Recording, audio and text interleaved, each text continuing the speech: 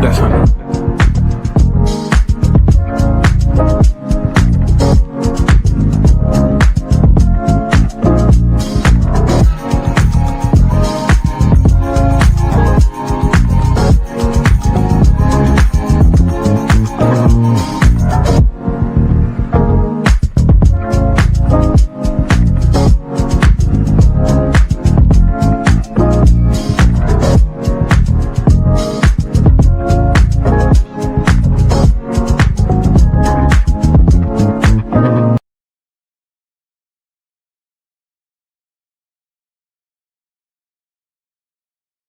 Hello, everybody. This is Dr. Adamology here on Elevated Voices on Believe Radio, and I have a wonderful, wonderful, wonderful, wonderful, wonderful guest on today. I tell you, I I am country black folk proud of this person right here. I am peach cobbler happy. I am bread pudding happy. I am bread pudding, sweet potato pie, fried chicken with collard greens and mashed potatoes happy.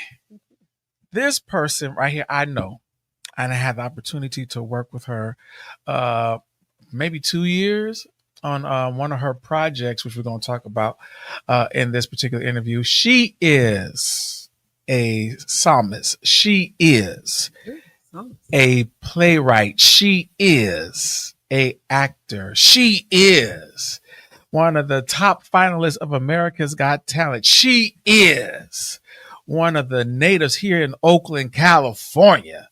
I want you to put your digital hands together and let's welcome the one and only Dee Dee Simon. Hey, Dee Dee. Hey. This is my sweet potato pie right here. This is my sweet potato pie. She is just the sweetest person you ever want to know. Just, it takes me forever to get a hold of her though, because she's famous now. No. But you know what? Like, you gotta have a relationship with God, because God knows how to get people together and have them call you back. Oh, Lord. And we think, oh, there it is. See, stop. And we thank you. And we thank you. How you doing, Dee Dee? I'm just good. You know what I'm saying? I'm in the land of the living, and that is good enough for me. And so you have accomplished a lot. You have accomplished a lot. And I just want to tap into some of that. Number one, you could sing. Thank you. You could sing. I remember I had a musical at a church I was at, and I invited you to come, and you came in there and nobody knew you. But when she finished singing, they knew who she was. Hey, anytime you ask me to come sing for the Lord, I'm just gonna sing, man, because He's brought me through so much, and never failed me, and always championed me along. Really. And so your origins of you singing, where did you start from? What was the impetus of that? I was trying to stay out of trouble, and I wanted to and I heard a lady had a theater group at the church down the street, and I was like, well, who is this lady? So they took me and to meet her, Priscilla Turner, the late great Priscilla Turner, and she got me into acting. But I was singing at schools and stuff, like in school programs, but put it all together was with the acting, and I was like, oh, I want to do this. So that's really how I got started in it, because she nurtured the people in the neighborhood so that we wouldn't be doing other things. Mm. What school was this? No, it was church. Oh, what church was this? Mills Grove. I've heard of that church. Mm-hmm. I've heard of that church. And so now, like you just articulated, you sing, you also act. So it was a combination thing? Yeah. So I've been singing. So, but I was singing at school, I never really singing in your bedroom, and house parties inside your mama's house. But when we got with her, she was like, we're going to have you sing a solo. And I was like, oh, okay. And we did it at the Oakland Museum. Yeah, my very first solo. And after that, it was over. I just wanted to sing. At the Oakland Museum. At the Oakland Museum. That's big. Yeah. That's big. That Oakland Museum, that's pretty big. Yeah. Mm-hmm. And so from singing and then acting, then how did you get into playwriting? Because you write these plays, and they travel all over. I mean, I was see, I was part of one of the plays. It was Misery Loves Company. There you go. And I was on the keyboard. There you were. And so my dad, he was there too. Was he singing? Yep, they did. He was singing. Soul Revivers. Yes, Soul Revivers. Yeah, that was part of that. Did. And they were singing. And so, how did you go into playwriting? Well, I had a record deal with Interscope, and I had to make a decision if I wanted to sleep with one of the executives. Oh Lord! Well, you want to know? Tell it. or not. You be free. Be free. So I called my mom and I told her, "Hey, I'm coming home." And she was like, "What's going on?" I said, "Well, they want me to do some things I'm not going to do." So I came on home. And when you come from living in a mansion, having cars and having everything and stylists and all that, to go back home, it's like a transition like nobody even understands, right? But I was like, I'm not gonna go under, because I knew I wanted to do plays. So I started doing plays at a theater in Berkeley, and then I said, then I started watching how they format the plays, and I said, I cannot not see what I see. So when I'm sitting at a play and I see the scene change and somebody come move the couch off to bring out a bridge, I'm like, I just saw that. I cannot. So I said, I'm going to write a play where it happens in one place, and I'm going to entertain you the whole time, because I don't want you to be distracted with me darkening the lights and then people moving props around on stage, right?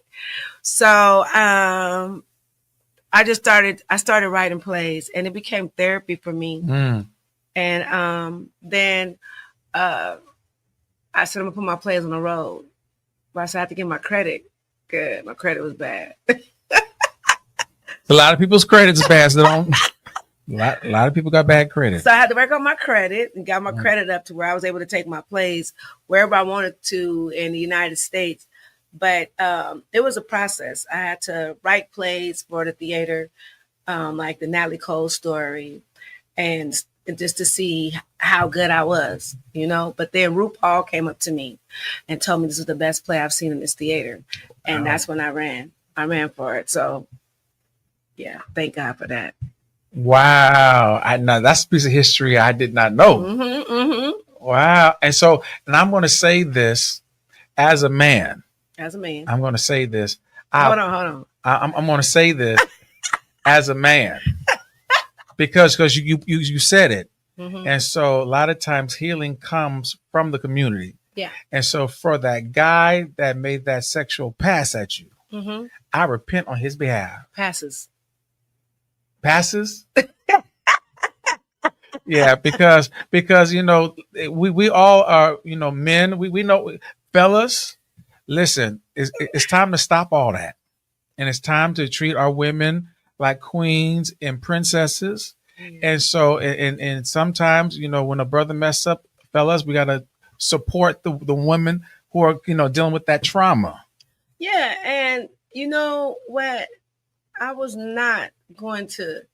That's not my story, to lay down just to get somewhere. Right. That was never my story.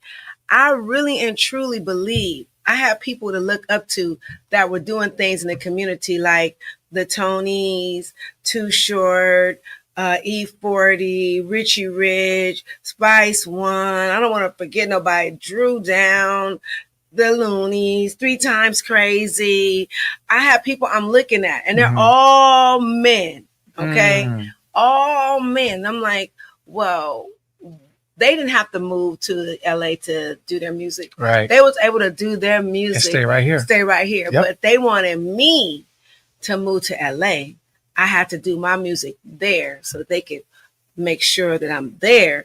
And I kept saying, well, I can't do it, do what I'm doing here and just fly like they do. Mm-hmm. So I had a blueprint, but when it went off, that blueprint wasn't there no more. I was like, let's see how this goes, because I hope they know I ain't the one. So even with that particular process, how did you see God, helping you and directing you with that situation? Well, okay, let's not go there. Okay, so so when I got back, I met Pastor Derek Mann. He had the Gospel Village down. I remember that. Okay, and somebody brought me there, and I just started doing music there, gospel music there, like singing hooks on gospel songs, because I don't play with God. I really don't. If I'm going to sing gospel music, I'm going to sing gospel music. Now I can have my downfalls and stuff like that, but my mom was very strong about me not playing with God. That's right. To try to get a hit record and stuff like that. So what I decided that I was going to do, I got back with the Gospel Village, and then I started writing. Then I really got really deep into just the writing piece. And I just know God took me the direction and the path I needed to go. And he used me. That's how. I think I answered that. Yeah, because even if, in bad situations, God is always there and helping us and making sure that people don't get crazy. Yeah. Yeah. I could have slept with him, and I probably would not have met any of you guys. Or I probably would have been in Skid Row. Or I probably would have been on some kind of drug. Or I probably would have had a kid. I'd be thinking about what are the problems. You know what I'm saying? But it wasn't me. I mean, just keeping it real with the audience, I have to at least like you. I do. I just can't fake it like that, okay? So I have to at least like you. And I liked him as an executive, but not as a lover, okay? And ladies and gentlemen, this is Dee Dee Simon. This is Dee Dee Simon. Oh my God, because okay. So like they would have people, I would have security with me everywhere I went. Everywhere I went, okay, I had security with me. And the security, well, I like the security guy. So I knew that the advances were coming on me hard. So I was like, well, I'm going to date the security guy. She said, I'm going to date the security guy. I did. I'm going to keep it real with you. I like the security guard. So one day, I guess they got a whiff that I'm talking to the security guy. No laying and playing, just talking to him and having a good time and happy, and just a companion because I'm down there by myself. Because remember, I saw E40, Too Short, and all them able to do it in Oakland. But they telling me in order for me to make it, I have to go to LA. Mm-hmm. So I wake up for my security to come because I could not work nowhere. I could not go nowhere. Because I'm from Oakland, I'm going to always be a hustler. And when you come from Oakland, you hustle. We really don't wait for people to give us stuff, but they say I can't work or anything. I said, okay. They're trying to lock you all the way down. I could not work. So my security didn't show up. So they got word about my security and they fired my security.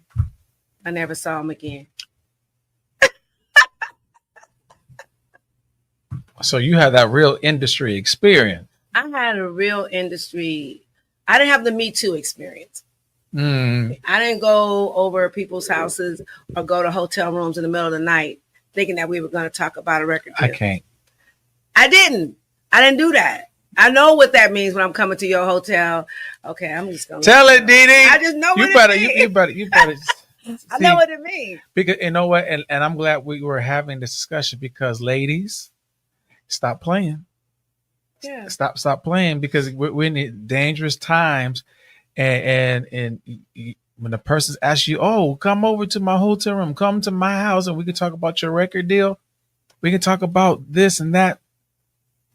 Just don't play with it. Right? We're smart. We know what we're doing when we go there. We know what we're doing. Now, if you decide that it didn't work out and you got played, just say I got played and go home. Because most people that do that don't make it out. Come on. I can name some that made it out that are very successful today, like the Mariah Careys. She made it out because she got with Tommy Mottola. And she was young. But she made it out. She made it out. Everybody ain't going to make it out with a win. And she did. Celine Dion? She married that older man. You just gonna tell it. You just go. Hey. Go. She made it out. She made it out. Yeah. So, ladies, please listen to the words of wisdom. And because we all know that this was what you want to do and you're passionate about it and okay, but don't be naive and play dumb because it could change your life forever. And it's true because you see girls today, they go get surgery on their bodies because they Yes. can't sell records the regular way. So in order to, okay, you know, let me tell the truth today. Tell You it. can't believe, right? Tell it. So in order for them to get views and get clicks and likes, they have to go get surgery or nobody would even book you. Because before nobody even knew you, now you got all of this going on. And I'm not, if that's what you want to do, that's what you want to do. Mm. But I'm just saying the game has changed now. Now women can level up and go get body work done. You know what I'm saying? They can go get body work done and level up, you know, and put a record out. Whereas back in the day, you got to sleep with somebody to get a record out. I'm just That's saying. so sad. That's I'm so just sad. saying. And I think we're in a different culture, may not all the way, but you know. Well, we are in a different culture, especially when I see successful female rappers that are calling us, can I say the B word across the microphone? And that's my pet peeve. I'll go enjoy your whole concert. But right when you start calling me and B, and I'll be like, oh, I got to check out.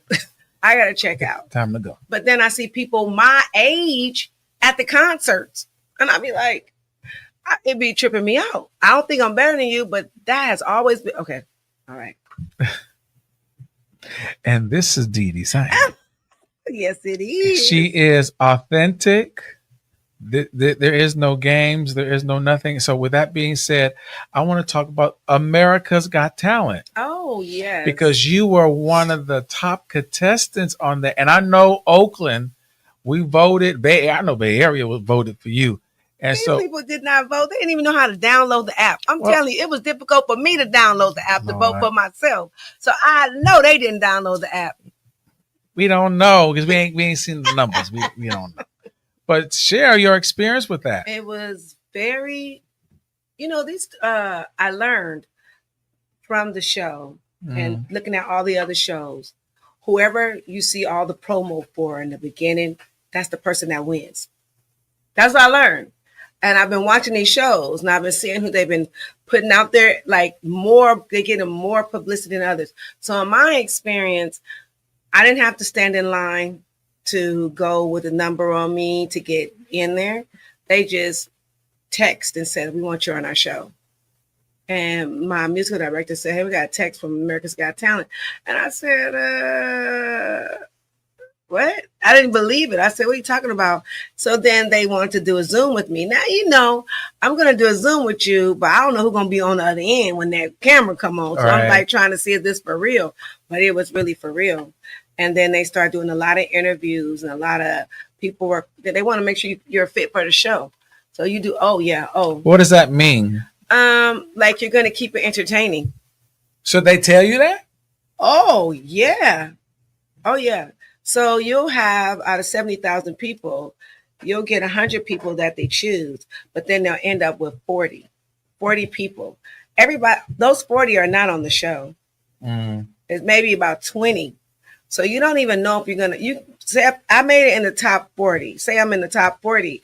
I won't even know if I'm on the show until like 2 months before they start airing and say they chose you. That means they went through all your stuff. So I'm keeping my social media clean because, I can spaz out, sometime on my, and I'm like keeping everything clean. And I'm like, then they start sending you paperwork. That's when you know. Oh, the paperwork. The legal paperwork, the mental health paperwork.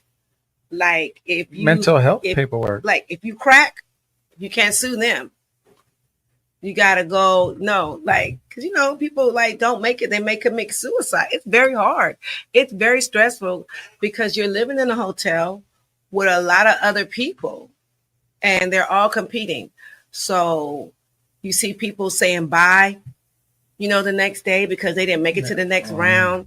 and you're like, oh my God. Like stress and tension, Yeah. anxiety. So everything is programmed. You know, you go here to talk for 2 hours to reality, then you go here for 2 hours to wardrobe, and then you're here for an hour with makeup, and then you may have choreography. You got a choreographer that's getting your stage together. Then you go sit down with the lighting and how the lighting's gonna be and where you need to stand. This is stuff that you have to learn like that. And then you gotta learn all these songs.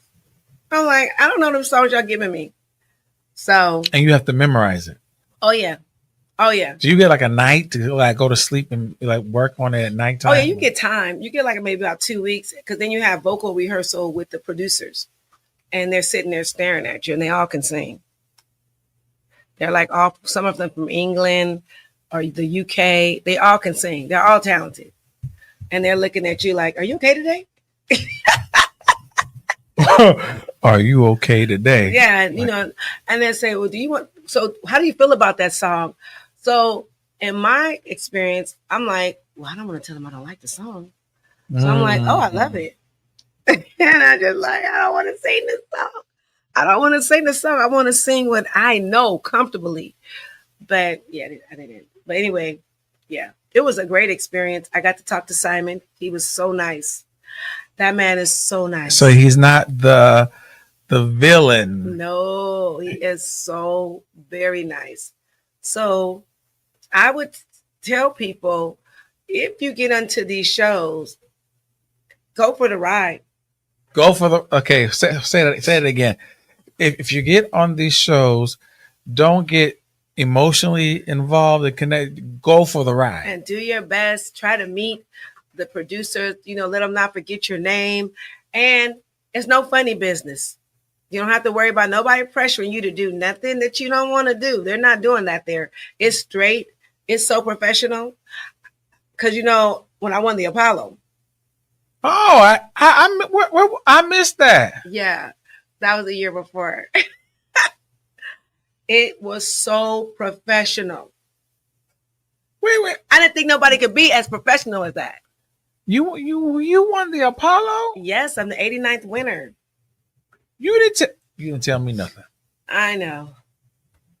Well, congratulations. Thank you. That's a black, experience situation. Huge. That was huge. Now that was huge. Yeah. So, and Apollo was very professional. Okay. And I'm going to tell you, I did not think no one else could be as professional as that. Wow. Yeah. Apollo, kudos to them. Yeah. They don't play either. Wow. So I'm glad we having this conversation because I've learned a lot. I think the insights that you've given about America's Got Talent is very useful. Yeah. And especially any of these shows, a lot of people get caught up like, my life depends on this and, go for the ride. Go for the ride. And they, people are like giving me people's numbers that experienced it, but they never told me, like I say, so what is it like? And they never like, it's like, just say it. Say, you call me, I'm going to say, hey, my thing was, how much time am I going to get off at work? But I gave my job a shout out.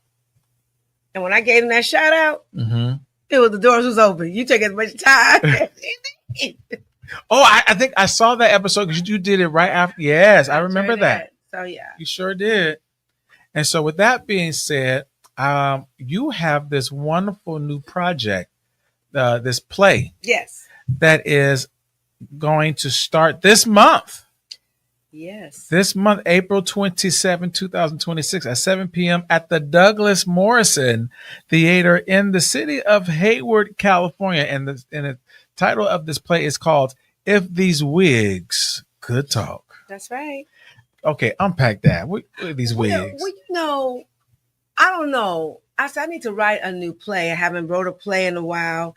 And I just said, I'm going to do this play. I just said it because first I pull it back, then I'm going to do it. So if these wigs could talk, we wear wigs, you know what I'm saying? And if these wigs came back to tell us what happened and who they was with and what happened and where these women went in these wigs. So the wigs are communal or they're being recycled? No, this is their wig. This is a woman's wig named Camille. Okay. She has 3 wigs that she wears when she goes out. Mm. And they all come back with different stories because she's dating. Oh. So she meets, yeah, she meets. She does a lot. She does a lot. She does a lot, and each wig has a different experience Exactly. from the personality that she expresses in that wig. Yeah, exactly. So you may have an, because say for instance you had a wig that was an afro. A brother really ain't gonna. They're gonna be like, oh, that's sister girl. Mm-hmm. But when you get one that's straight, they're gonna be like, oh, I could probably, let me see how her lingo is, and I could tell you if I can, run her or not. But when you see an afro wig, even with, already, okay, she on some knowledge. she black power. Yes. So yeah. So that should be interesting to see each wig's narrative and the story be told of Camille. Camille, that's the main, as I said, antagonist. Pro. And so, again, ladies, men, the night out. Check this play out. April 26th. 27th. That's a Monday night. It's a Monday night. Stop tripping. You've been places you ain't supposed to be on Monday night. So come on out. So this is April 27th at 7 p.m. at the Douglas Morrison Theater in Hayward, California. Beautiful theater. Now, how much are these tickets? $40. $40. I was cheap this time on my work. That was, especially in Oakland and the Bay Area, $40 for a ticket. That's good. You know what I'm saying? Right? That's good. Really good. And this will be my very first production without my mother. She won't be. Oh wow. Yeah, so it's gonna be weird. It's gonna be weird. Wow. When she transition? On the 26th of March. Wow. Yes, I just buried her on Tuesday. Oh, Dee Dee. But God is good. So, in life you have to keep going and just give God the glory. And I think I'm at the point where I'm just saying, help me. Just help me push through because I have so much to live for. You do. Yes, I do. You do. And we're going to pray for you. Please do. And we're going to hold you up. And I'll personally, how I roll, I'm going to text and check on you. Thank you. And so I'm going to do that because I do recall because we did have this conversation and it just came back to me. And so, yeah, I'm going to check on you, sis. I'm going to check on you. And so with that being said, please. Where can they purchase tickets? Eventbrite.com. Please go online. These tickets are not going to be around long. I had to see. So what happened was. What happened?